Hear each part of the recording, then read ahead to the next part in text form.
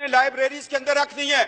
جناب deputy speaker سر، اگر اس Quaid Azam university کا جو شعبہ فزکس ہے اس کا نام چینج نہ کیا گیا، میں ہر روز یہاں احتجاج بھی کروں گا۔ اور دوسری سب سے بڑی بات جو قرارداد میں لے کے آنا چاہ رہا ہوں، میں یہ چاہ رہا ہوں کہ افواج پاکستان کے اندر قادیانیوں کی بھرتی پر پابندی لگائی جائے، ایم ڈیوں کی بھرتی پر پابندی لگائی جائے، لوری گروپ کی پابندی لگائی جائے، اس لیے کہ ان کے دین میں، ان کے جھوٹے مذہب کے اندر جہاد فی سبیل اللہ کا کانسیپٹ نہیں ہے۔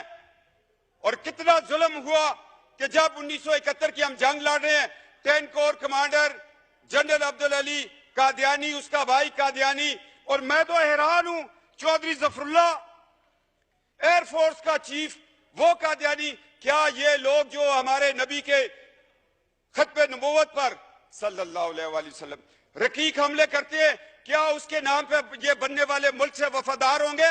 اتنی جرات سے کوئی بات نہیں کرے گا۔ جناب ڈپٹی سپیکر سر، آج وقت ہے، آج فیصلہ لے لو، ورنہ یہ زندگی بڑی مختصر ہے۔ ٹریلین ایئرز کا سفر قبر کے اندر ہے، عالم برزخ ہے، روز محشر ہے، شفاعت ہے، ایک طرف جنت ہے، ایک طرف دوزخ ہے۔ آج فیصلہ کر لو کہ نبی کے دشمنوں کو اس ملک کے اندر ہم اہم عہدوں پر نہیں دیکھنا چاہتے۔ آج گریڈ 22 کے لوگ کیوں نہیں آ کے آپ کو ایک حلف نامہ دیتے کہ ہم آقا علیہ السلام صلی اللہ علیہ وآلہ وسلم، ان کے نالین پاک پہ ہماری نسلیں قربان ہوں، ہم ان کی ختم نبوت پر ایمان رکھتے ہیں۔ یہ پاکستان ہے، یہ اسلامی جمہوریہ پاکستان ہے، یہ 22 کروڑ عوام کا ملک ہے۔ اس میں تمام مکتب فکر اس چیز پر اتفاق کرتے ہیں۔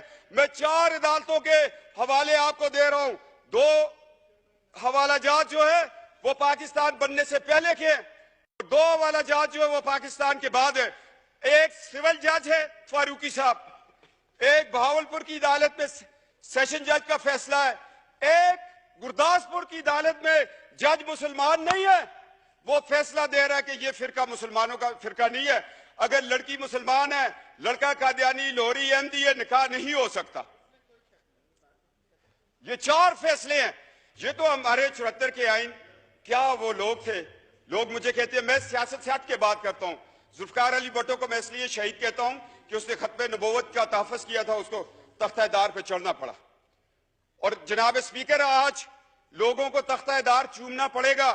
طارق اللہ صاحب، قائد اعظم یونیورسٹی والا، آپ قرارداد لے آئیں، اور افواج پاکستان میں قادیانیوں کی بھرتی پر پابندی پر میں قرارداد لے کے آؤں گا۔ میں اس پہ مناظرہ کرنے کے لیے تیار ہوں۔ جو شخص جہاد فی سبیل اللہ پر ایمان نہیں رکھتا، وہ ہماری پاک فوج کا حصہ نہیں ہو سکتا۔ یہ ایک مسلمہ حقیقت ہے۔ اگر آپ لوگ اس سے آنکھیں چرائیں گے، یہ دنیا میں بھی ذلت ہے، آخرت میں بھی ذلت ہے۔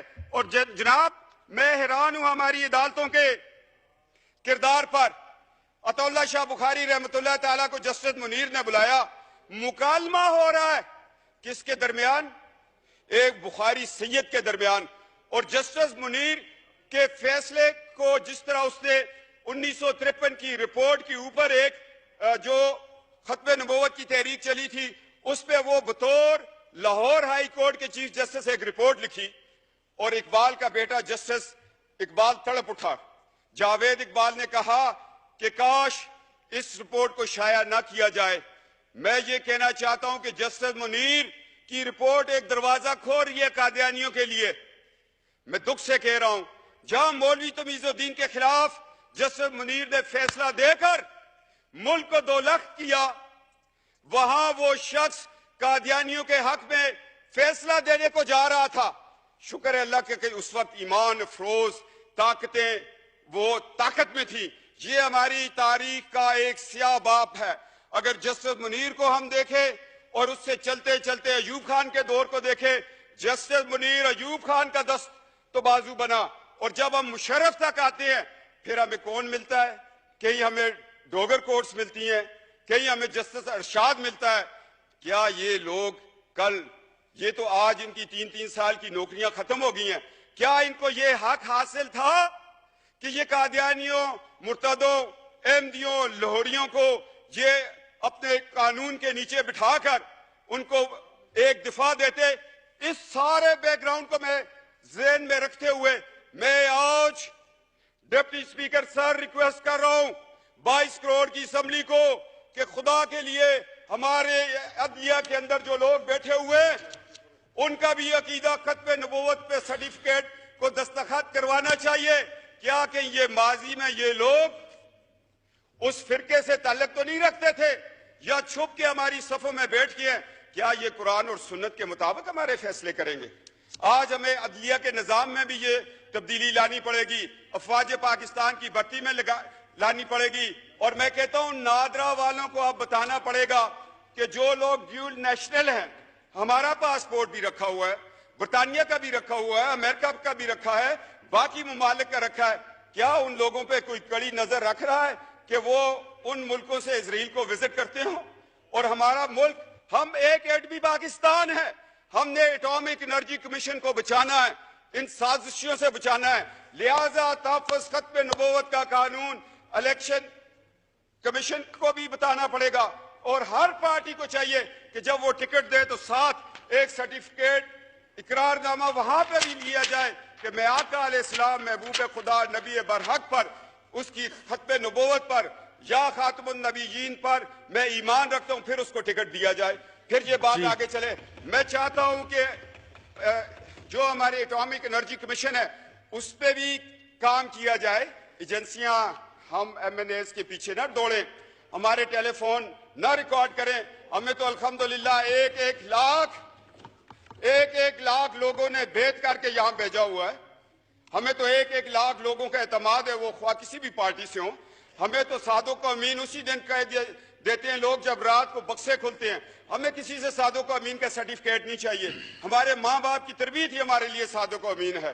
کیوں شاہ محمود قریشی صاحب, جن آستانوں پہ ہم بیٹھ کر لوگوں کو فیض دیتے ہیں, اس سے بڑا صادق و امین کا سبق کوئی اور دے گا ہمیں؟ تو جناب ڈپٹی اسپیکر, آج تاریخ کے اوراق میں 4 پوائنٹ لے کے آ گیا ہوں. آپ اس کے کسٹوڈین ہیں. ایک تو قائد اعظم یونیورسٹی میں فزکس ڈپارٹمنٹ کے نام کو کسی مسلمان کے نام پہ رکھے. افواج پاکستان کے اندر قادیانیوں کی بھرتی پر پابندی لگائیں.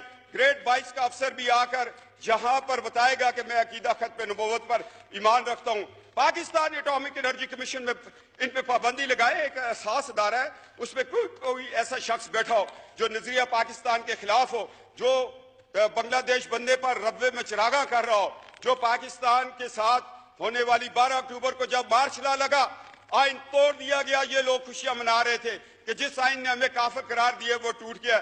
میں نے بیان دیا, میں جیل میں تھا, میں نے کہا 12 اکتوبر کا انقلاب فوجی انقلاب نہیں ہے, یہ قادیانی انقلاب, اس لیے کہ مشرف کا سارا سسرال قادیانی تھا, اور ان کا طریقہ کار یہ اپنی بیٹیاں بڑے بڑے عہدوں میں بیاہ کر پھر ان بیٹیوں سے یہ کام لیتے ہیں آگے. جناب ڈپٹی اسپیکر, میں تلخ حقائق بیان کر رہا ہوں صرف اور صرف اس لیے, اللہ کی رضا کے لیے اور نبی کی شفاعت کے لیے یہ میں الفاظ بیان کر رہا ہوں.